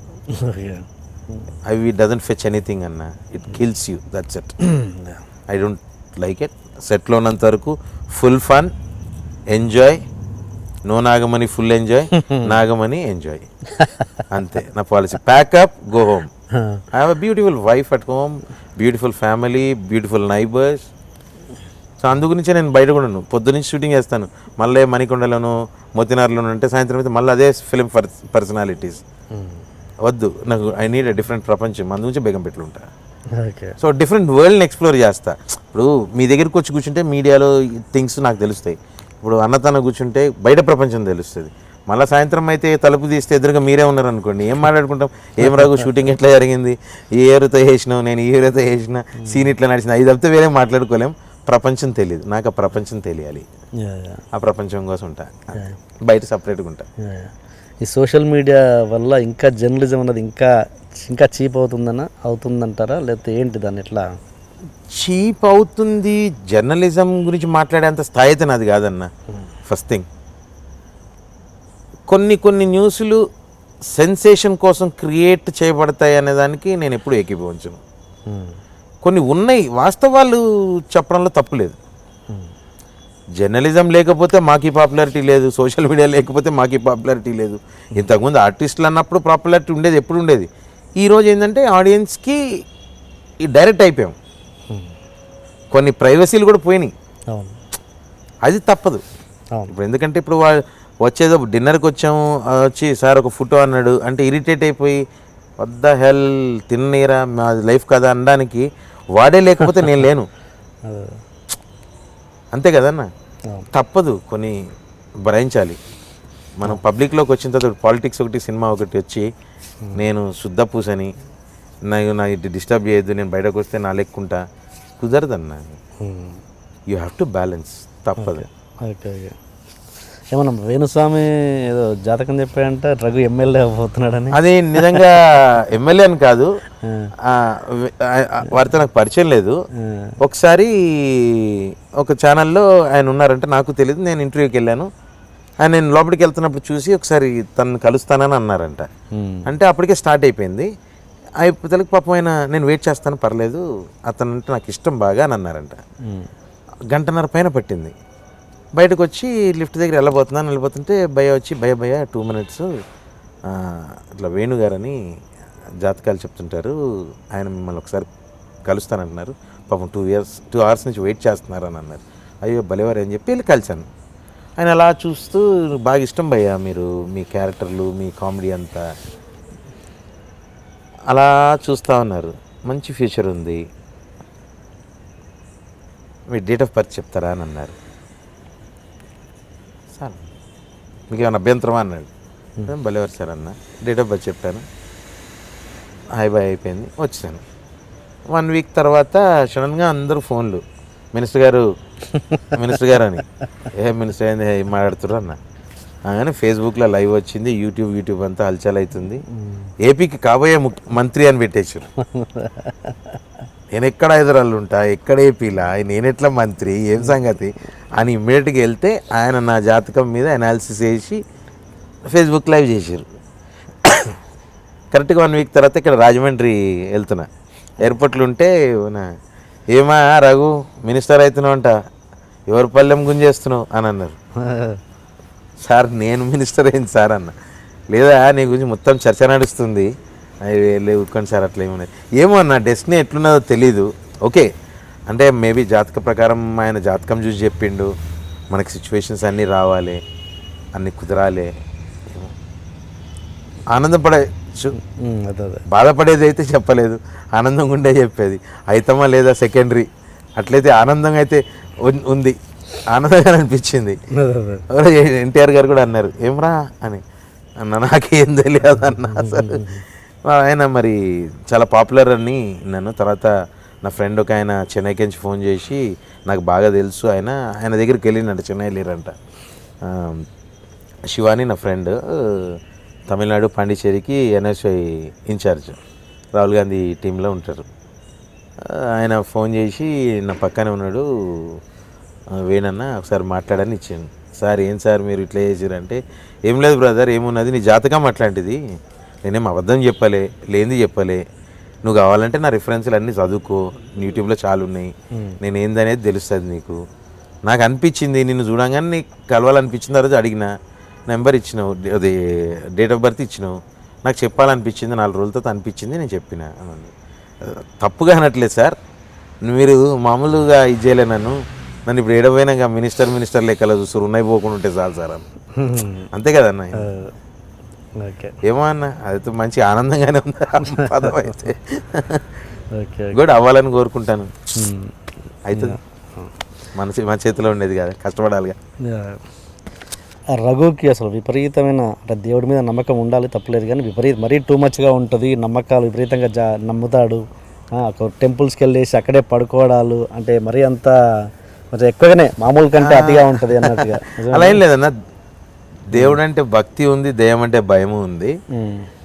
నేను జనరల్గా రోజు టెంపుల్కి పొద్దున్నే లేచి టెంపుల్కి వెళ్ళిపోవడం అంత లెవెల్లో ఉండను.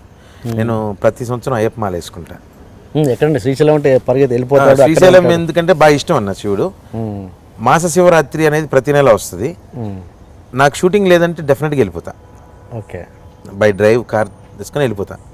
అలాగే నేను ఒక షూటింగ్కి ఒక ఊరికి వెళ్తాను. ఇప్పుడు రాజమండ్రికి వెళ్ళానంటే ఆ చుట్టుపక్కల ఏమేమి పాపులర్ దేవాలయాలు ఉన్నాయో అన్నింటినీ లిస్ట్ చేసుకుంటాను.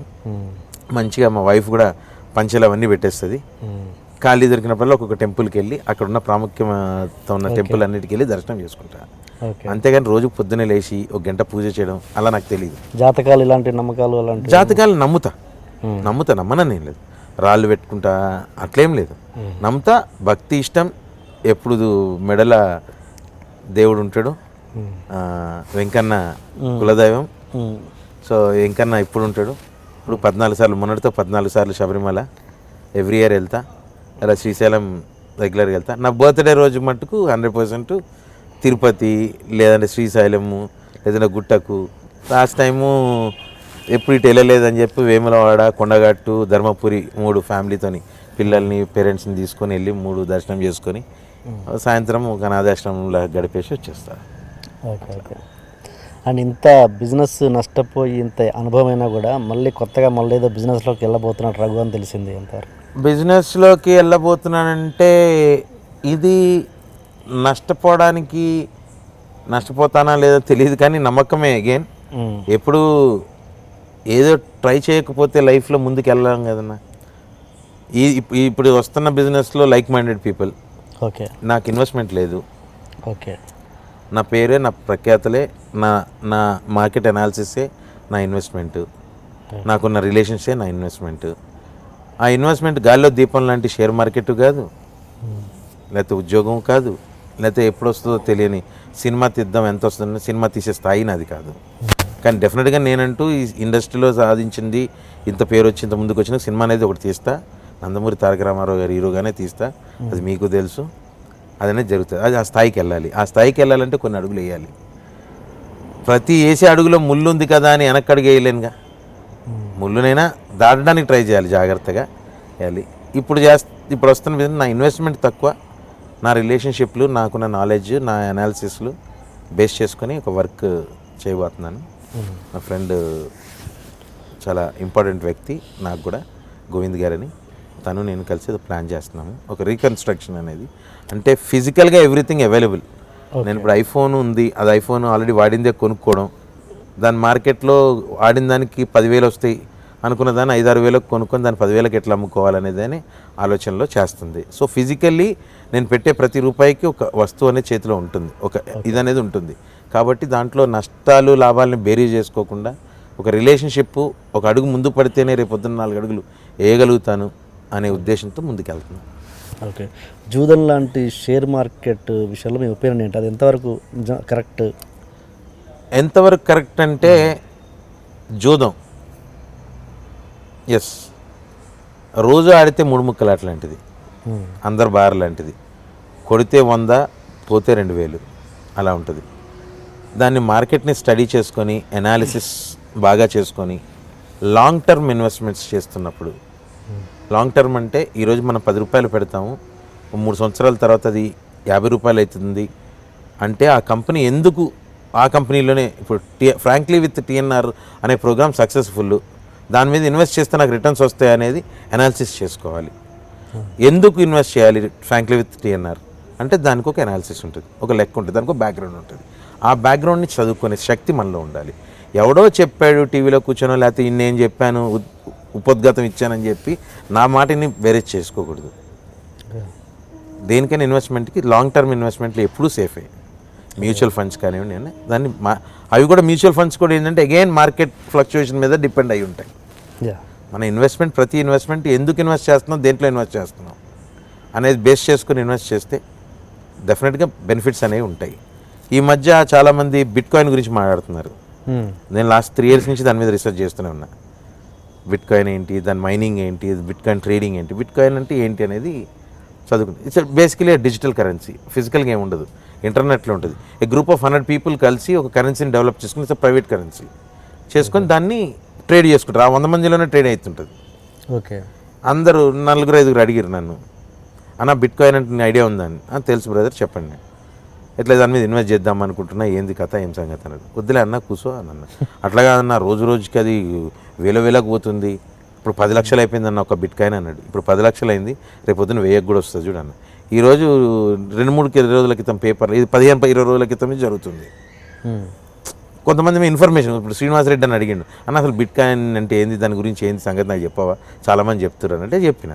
అది ఎట్లా ఇన్వెస్ట్ చేయాలి అంటే, ఇవన్నీ ఎందుకులే అన్న, 4 రోజులు ఆగి అన్నీ తెలుస్తాయి నీకన్నా. కరెక్ట్గా వారం రోజుల నుంచి చూస్తే బిట్ కాయిన్ దొంగతనం జరిగింది, ఎవడో హ్యాక్ చేసేసిండు. ఇది సిస్టంలోనే ఉంటుంది. ఈ ట్రేడ్స్ బిట్వీన్ పీపుల్, ఒక 100 మంది ఇంటలెక్చువల్స్ కూర్చొని దానికి ఒక కరెన్సీ పేరు పెట్టేసి దాన్ని చేస్తారు. దానికి నమ్మకం లేదు. దానికి రిజర్వ్ బ్యాంక్ ఆఫ్ ఇండియా కానీ, Reserve Bank of any country in the world కానీ, there is no authentication to it. Okay. ఇప్పుడు నా సొంతానికి ఒక కరెన్సీ చేసేసుకున్నా, రఘు కరెన్సీ, టీఎన్ఆర్ కరెన్సీ, దానికి వాల్యూ ఎక్కడ? అలాంటిది బిట్ కాయిన్. సో అలాంటి మార్కెట్ అనాలిసిస్, మార్కెట్ స్టడీ లేనిదే ఏది ఇన్వెస్ట్ చేయకూడదు. అనాలిసిస్ చేసుకోవాలి, లాంగ్ టర్మ్ ఇన్వెస్ట్ చేసుకోవాలి, ఓ ప్రాపర్ కంపెనీలో ఇన్వెస్ట్ చేయాలి, ఏ కంపెనీలో ఇన్వెస్ట్ చేస్తే ఏంటి అని. ఈరోజు బ్యాంకుల మీద ఇన్వెస్ట్ చేసినా రిటర్న్స్ లేవు. నాకు తెలిసి మెడికల్ ఫీల్డ్ బెస్ట్, ఎందుకంటే రోగాలకు తక్కువ లేదు ఈ ప్రపంచంలో ఉన్న కల్తీకి. సో హెల్తీ అనేది ఎప్పుడు హెల్త్ మేనేజ్మెంట్లోనే ఎక్కువ. సో ఇన్వెస్ట్మెంట్ అనేది చూసి జాగ్రత్తగా చేసుకోవాలి. Day to day interaction, day to day intraday game అనేది కరెక్ట్ కాదు. లాంగ్ టర్మ్ ఇన్వెస్ట్ చేసుకుంటే బాగుంటుంది. యా అసలు రఘు నీ ఫస్ట్ సినిమా ఆది కాదు, అసలు అంతకుముందు ఎప్పుడో షెడ్యూల్ వేసుకున్నప్పుడే చేసిండు రఘు. ఏది భారత్ బంద్ సినిమాలో. భారత్ బంద్ సినిమా అది మీకు చెప్పినా కదా? అవును, దాంట్లో యాక్టింగ్ అంటే యాక్టింగ్ అది నేనే. అప్పుడు మండల్ కమిషన్ గొడవలు అయ్యేటి రిజర్వేషన్ క్యాస్ట్ బేస్డ్ కాదు, ఫినాన్షియల్లీ బ్యాక్గ్రౌండ్ ఉన్న విపి సింగ్ గారు గవర్నమెంట్లో. అప్పుడు నేను నేవీ కాలేజ్లో చదువుతున్నా. ఆ ఏరియాలో మొత్తం ఇప్పుడు స్టూడెంట్ లీడర్గా తిరుగుడు హడావిడి అంతా, ర్యాలీలు, యాజిటేషన్లు, బస్సులు గిస్సులు, ఇక తలగబెట్టుడు, వాళ్ళు పలగొట్టడాలు, ఇవన్నీ రకరకాలు ఉండేవి కదా. ఇక యూత్ రోడ్డు మీదకి వస్తే ఉంటుంది స్టూడెంట్స్. అట్లా క్యాప్చర్ చేశారు. అట్లా నేను ర్యాలీ తీసుకొని బుద్ధ పూర్ణిమలో మీటింగ్ ఉండింది అనమాట. చాలా కాలేజీలు సిటీ మొత్తం వస్తున్నాయి. సో నా college, Nizam college, Gandhi medical college, Osmania women's college, Osmania medical college, వాళ్ళంతా జోన్ నేను చూసుకునేవాడిని అనమాట. సో అందరం ఆ ర్యాలీలో వస్తున్నాం. వస్తుంటే కోటి రామకృష్ణ గారు భారత్ బంద్ అనే సినిమా షూటింగ్ చేస్తున్నారు. అదే నెక్లెస్ రోడ్ అప్పుడే అంత కన్స్ట్రక్ట్ బుద్ధ పూర్ణిమ ప్రాజెక్ట్ అప్పుడు ఆ ఏరియాలో చేస్తున్నారు. ర్యాలీ ఒకటేసారి హ్యూజ్ క్రౌడ్ కదా. ఆయన వచ్చి అమ్మ ఇట్లా మాది కూడా భారత్ బంద్ అనే సినిమా, ఈ బంద్ల మీద మా హీరో ఈ ర్యాలీతో పాటు వస్తాడు, మీకు ఏమైనా అభ్యంతరం అంటే, మా పని మాకు జరుగుతుంది సార్, మీరు ఏం చేసుకుంటే చేసుకోండి అని. సో రెహమాన్ గారు పక్కన ఉండడం, నేను ఆ ర్యాలీలో ముందున్నా, రెహమాన్ గారిని పక్కన పెట్టుకుని ర్యాలీ ఇస్తున్నాం. వాళ్ళు భారత్ బంద్లో ఆ షార్ట్స్ వచ్చినాయి, వాళ్ళకి మీటింగ్లు ఇస్తున్నాయి అని ఆ షార్ట్స్ తీసి అవన్నీ వేశారు. సినిమా రిలీజ్ అయినాక చాలామంది ఫోన్లు చేసి, అరే కాకా నువ్వు సినిమాలోకి వచ్చినావు రాను అని. సినిమాలోకి వచ్చేది వేనంటే ఇది భారత్ బంద్లో అని ఆ రోజు అప్పుడు తీసిన. అట్లా 3 క్లిప్లో 4 క్లిప్లో ఉండే. అంటే తెలియకుండా ఒక సినిమా ఆ రోజు స్టార్ట్ అయింది అన్నమాట. అంటే పర్టికులర్గా ఈ సీన్ యాక్ట్ చేయాలి అన్నట్టు తెలియదు. మేము ఏదో చేసుకుంటున్న పని వాళ్ళు షూట్ చేసుకున్నారు. Okay okay. అండ్ పాత ఇంటర్వ్యూలు చూస్తే ఒక టాపిక్ నాకు బాగా నచ్చి మళ్ళీ ఒకసారి దీంట్లో చెప్తే బాగుంటుంది అనిపించింది. త్రివిక్రమ్ శ్రీనివాస్ గారితో ఆ పరిచయం మీన్స్ అది ఆ డబ్బింగ్ థియేటర్ దగ్గర ఇక్కడ, అది త్రివిక్రమ్ శ్రీనివాస్ గారిది జల్సా టైం అండి. వారిది డబ్బింగ్ జరుగుతుంది, పవన్ కళ్యాణ్ గారు డబ్బింగ్ చెప్తున్నారు, నేను పక్క థియేటర్లో వేరే డబ్బింగ్ చెప్తున్నాను. బయటకు వచ్చి వాష్రూమ్కి వెళ్ళేసి వచ్చి చెప్పులు వేసుకుపోయేతలకి పవన్ కళ్యాణ్ గారు పక్క నుంచి ఉన్నారు. ఇట్లా చూసి షాక్ అయిపోయి నేను అలా ఆగిపోయాను, ఒక స్టెప్ వెనక్కి వేసాను. వేసి అలా చూస్తూ ఉన్నాను. ఆయన వెళ్ళి కూర్చొని కార్లో కూర్చొని మాట్లాడేసి వెళ్ళిపోయారు. వెళ్ళిపోయిన తర్వాత త్రివిక్రమ్ గారు బయటకు చెప్పులు వేసుకొని ఇట్లా వెళ్తున్నాను. అంటే త్రివిక్రమ్ గారు తెలుసు కానీ నాకు పలకరిస్తే ఏమని అనుకుంటారేమో అని చిన్న ఇనిబేషన్ ఉంటుంది కదా అని అన్నాను. చూసి హలో అండి అని అన్నారు. నేను షాక్లో sir good evening sir, Raghu sir అని ఐఎమ్ త్రివిక్రమ్ శ్రీనివాస్ అని. ఆయనకైనా పెరిగి సార్ తెలుసు సార్ అంటే అసలు ఆయన షాక్లో ఉన్నాను నేను. అలాగా మీ యాక్ట్ అంటే నాకు చాలా ఇష్టం, అతిథిలో మీరు చేసింది షాట్ నాకు పిచ్చగా ఇష్టం, కింద పడి దొర్లి నవ్వాను. మహేష్ కూడా చాలాసార్లు చెప్పాను ఇది, I love your attitude in acting, చేద్దాం, కొత్త ఆలోచనలు ఇచ్చారు మీరు అన్నారు. నేను అలా ఉండిపోయా అంతే. అప్పటి నుంచి వెయిటింగ్, ప్రతిసారి ట్రై చేస్తాను, కుదరట్లా. నెక్స్ట్ ఏమన్నా ఛాన్స్ ఉంటుందేమో చూడాలి. ఇంతవరకు నేను చేయలేకపోయిన త్రివిక్రమ్ గారి దగ్గర, రాజమౌళి గారి దగ్గర, హీరోల్లో పవన్ కళ్యాణ్ గారి దగ్గర, బాలకృష్ణ గారి దగ్గర, ఆ రెండు మిస్సింగ్. ఓకే, చేయాలి, వస్తాయి అనుకుంటున్నాను. వస్తాయి. ఓకే. అండ్ యాక్టింగ్ అన్నది ఏదో అలా పొరపాటునో ఏదో మొత్తానికి ఇష్టంగానే వచ్చారు, కానీ యాక్టింగ్ చేయడం అన్నది ఎంతో కొంచెం ఈజీ కొంతవరకు ఈజీ అనుకుంటే డబ్బింగ్ అన్నది అంత ఈజీ కాదు. అవును, బట్ అది ఎలా మేనేజ్ చేస్తావు? ఫస్ట్ సినిమా ఆదితోనే డబ్బింగ్ చెప్తున్నా. అదే ఫస్ట్ సినిమా ఎలా మేనేజ్ చేస్తావు? దాంట్లో వచ్చిన కష్టాలు ఏంటి? ఫస్ట్ తెలియలేదు, కష్టమేం తెలియలేదు. వాళ్ళు చూపిస్తున్నారు, 2-3 నిమిషాలు అర్థం కాల ఎలా చెప్పాలని. అప్పుడు ఇంజనీరు ఆవిడ డబ్బింగ్ ఇన్ఛార్జ్ ఎవరికో హీరోయిన్కి ఎవరికో చెప్పడానికి వచ్చారు, ఆవిడ సరిత గారు ఏదో పేరు, ఆవిడ వెనక కూర్చొని ఉన్నారు. కోడైరెక్టర్ పుల్లారావు గారు చెప్తున్నారు, రఘు ఇంకోసారి చెప్పమ్మా, ఆ సింక్లో చెప్పమ్మంటే తెలియలే నాకు. ఆ సింక్ అంటే ఎలా చేసుకోవాలి అనేది తెలియదు, కానీ డైలాగులు చెప్పగలుగుతున్నా, ఫ్లోలో చెప్పగలుగుతున్నా. సో ఇంజనీర్ తను ఫ్లేవర్ ఏం చేశారు, దాన్ని అడ్జస్ట్ చేయడం, అన్ని సింక్ చేయడం చేశారు. బాగా వచ్చింది, అంతవరకు బాగుంది. ఆ తర్వాత గుద్దితే అనడాలు, తంతి అనడాలు ఇవి చేతగాట్లా. ఎంత కష్టం అంటే చెమటలు పట్టేసి పిచ్చోని కళ్ళలో నీళ్ళు చేడి చేస్తున్నాను నేను థియేటర్లో. అరే చాలా బాగా చెప్పారండి మీరు, ఫస్ట్ టైం డబ్బింగ్ అంటే నాకు ఇప్పుడు చెప్తున్నారు పుల్లారావు గారు, ఆవిడ హీరోయిన్కి చెప్తారంట. నేను ఎక్స్పెక్ట్ చేయలేదు, చాలా ఎక్సలెంట్గా చెప్పారు, ఎందుకు భయపడుతున్నారు, ఎందుకు టెన్షన్, ఎందుకు చెమటలు వచ్చేస్తున్నాయి, 45 నిమిషాలు పట్టింది నాకు అనడం, అనడం అవి రాట్లా, ఎంతసేపు చేసినా రాలా. వాళ్ళు పక్కన కూర్చోబెట్టి నీళ్ళు దాయిపించి ఏసీ ఆన్ చేసినా చెమటలు పడుతున్నాయి. అలా సంభవం మేనేజ్. ఈ రోజు వరకు నా వాయిస్ నేనే, ఇంతవరకు ఎవరు చెప్పలేదు. రీసెంట్గా కన్నడలో ఎంటర్ అయ్యాను. కన్నడలో ఫస్ట్ సినిమా చేస్తూనే సార్ డబ్బింగ్ నేను చెప్తాను సార్ అని వితౌట్ ప్రాంప్టింగ్ డైలాగులు నేర్చుకొని వితౌట్ ప్రాంప్టింగ్ డబ్బింగ్ డైలాగులు కూడా చెప్పేశాను. చెప్తే డబ్బింగ్ చెప్పించారు.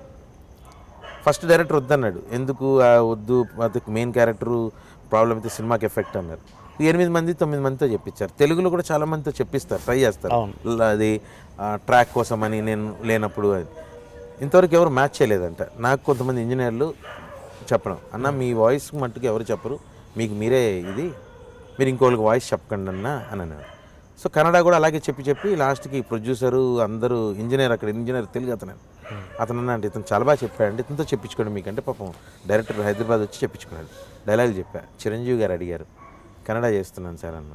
ఏం చేస్తున్నాను అన్న, ఇట్లా డబ్బింగ్ కూడా నేనే చెప్పుకున్నాను. కన్నడ గుర్తా అని అన్నారు.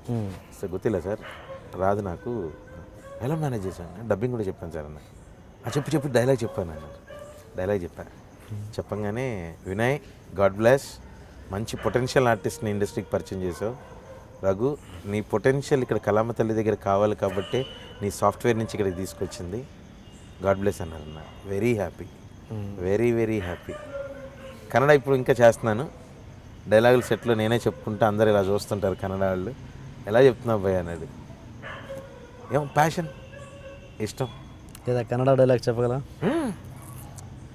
ರಾಯದ್ರೋಹಿ ಕನ್ನಡ ಪೇಪರಲ್ಲಿ ಊಟ ಕಟ್ಟಿದ್ಯಾ, ತಿಂದ ಮೇಲೆ ಪೇಪರ್ ಏನು ಮಾಡ್ತಾರ ಗೊತ್ತಾ, ಕೈ ಒರೆಸ್ಕೊಂಡು ಕಾರ್ಪೊರೇಷನ್ಗೆ ತೊಟ್ಟಿಗೆ ಹಾಕ್ತಾರೆ, ಅದಕ್ಕೆ ನಮ್ಮ ಕನ್ನಡ ಕಸ್ತೂರಿ ಪೇಪರ್ ಬೇಕಾ, ನಿಮ್ಮ ಬಾಯ್ಲಾನ ಇಡ್ಲಿ బయలానా ఇడ్లీ అంటే నేను హోటల్నా ఇడ్లీ. ఒక పోలీస్ ఆఫీసర్ తయారు చేస్తున్నా, ఆయనకప్పుడు ಯಾರು ಕುಡಿದಿರೋದು, ನಾನು ಡೀಸೆಂಟಾಗಿ ಊಟ ಮಾಡ್ಕೊಂಡು ಡೀಸೆಂಟಾಗಿ ಬರ್ತೀನಿ, ನೀವೇ ನಡ್ ರೋಡಲ್ಲಿ ಮಿಡ್ ರೋಡಲ್ಲಿ ಹೆಡ್ಲೈಟ್ ಆನ್ ಮಾಡಿಕೊಂಡು ನಿಂತಿದ್ರಾ, ನಿಮ್ಮ ಮೇಲೆ ಕೇಸ್ ಹಾಕ್ತೀನಿ, ಹೆಡ್ ಆಫೀಸ್ಗೆ ಹೋಗಿ ಕಂಪ್ಲೇಂಟ್ ಮಾಡ್ತೀನಿ, ನಾನು ಯಾರು ಗೊತ್ತಾ, ಮಾಡೇ. ఎట్లా వచ్చింది కన్నడ సినిమా, ఎవరు డైరెక్టర్, ఎట్లా? కన్నడ రఘుజయ అని, అది తమిళ్లో పెద్ద హిట్ అయిందండి, గోలీ సోడా అని సినిమా. Okay okay. అందులో మంత్రవాది క్యారెక్టర్, తాగుబోతు రిక్షావాడ పిల్లలతో చేస్తున్నారు గోలీ సోడా. అది అక్కడ చేసిందే, నన్ను ఇక్కడ తీసుకొని ఇలా చేస్తున్నారు. పమ్మి అని తను, నేను ఇక్కడ అల్లరి నరేష్ గారి సినిమా చేస్తున్నాను, జేమ్స్ బాండ్ చేస్తుంటే చూసి ఈ క్యారెక్టర్కి రఘుని పెడితే బెటర్ కదా అని చెప్పి ఆయన తీసుకెళ్లారు. ఆ డైరెక్టర్ కూడా బాగా సపోర్ట్ చేశాడు, ఇతనైతే బాగా సెట్ అయిపోతాడని. తాగుబోతాడు వేషం బాగా వర్కౌట్ అయింది. ఇప్పుడు శివగామ అని ఒక సినిమా చేస్తున్నా, శివన్నది నెక్స్ట్ స్టార్ట్ కాబోతుంది, అదొకటి చేయబోతున్నాను. విలన్లో కూడా అడిగారు, సుదీప్ గారు, శివరాజ్ కుమార్ గారు చేస్తుంది, అందులో కూడా చెప్పారు ఉందని, అది కూడా చేయబోతుంది. అది పెద్ద ప్రాజెక్ట్, అది అక్కడే చాలా హైయెస్ట్ బడ్జెట్లో చేస్తున్న సినిమా. సిఆర్ మనోహర్ గారు ప్రొడ్యూసరు, ప్రేమ్ డైరెక్టర్ దానికి, అది కూడా ఉందన్న. రక్షిత హస్బెండ్ ఆల్మోస్ట్ ఏదో చెప్తున్నారు, అబౌవ్ 75 crores అంటున్నారు. బిగ్ వన్ శ్రీకాంత్ అన్న కూడా ఒక క్యారెక్టర్ చేస్తున్నారు అందులో, మంచి విలన్ క్యారెక్టర్ అన్న. ఫైనల్గా వస్తే సైరాకి వస్తే, సైరా నీ ఫిల్మ్ కెరీర్లో ఎలాంటి మార్పు తీసుకురాబోతోంది, దాని స్పెషాలిటీస్ ఏంటి? సార్ డెఫినెట్గా నా సినీ జీవితం ఆది అనే సినిమాతో మొదలైంది.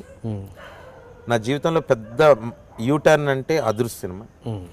అదుర్స్ సినిమాతో నా ఉద్యోగం కానీ అన్నీ కానీ, మళ్ళీ నా లైఫ్ రికవర్ అవ్వడానికి కానీ, నేను ఫైనాన్షియల్గా రికవర్ అవ్వడానికి కానీ, ఒక మనిషిగా రికవర్ అవ్వడానికి కానీ అదుర్స్ హెల్ప్ అయింది. Definitely epic movie Sye Raa Narasimha Reddy అనేది.